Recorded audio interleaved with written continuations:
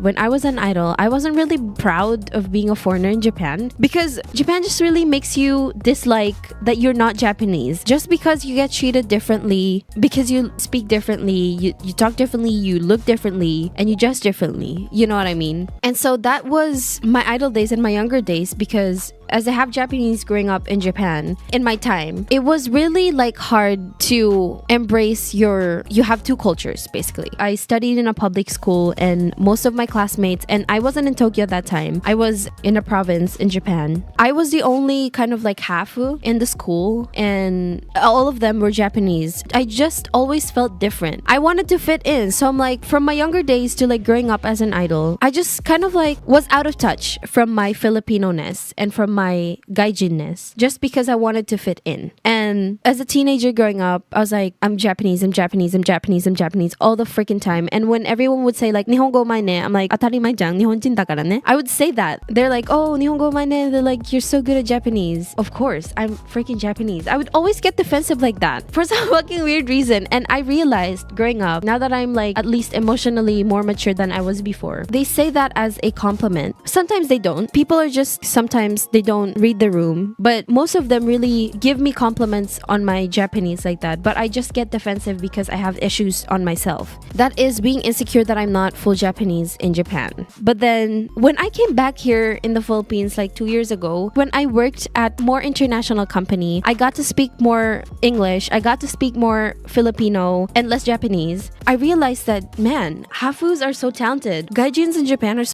talented because we can speak Japanese, we can speak English, and we can speak our another language from another country, right? Period. Not everyone can do that. And I just started like embracing the fact that I'm a gaijin, I have a stronger foreigner side living in Japan, because it shows on my actions, it shows on my personality, it shows on my culture. And I'm very proud of that. No hate to Japan, but like I love Japan as well, obviously, because I'm half and it's such a beautiful country. But I'm like, being a Filipino is being brought up. I'm more proud because Filipinos are underrated. And when I got back to the Philippines after a couple of years, I saw like the improvements. I got embraced by my people. I was able to talk more freely. I was laughing loud. No one would judge me. I would get out of my house. I would say hi to Kuya, they say hi back or whatever. Like these small things really like made me happy. Yes, this is probably the life that I want to live. This is so to say, but like I obviously miss Japan too, but I know for sure when I go back to Japan I'm gonna miss the Philippines and I'm gonna miss the people.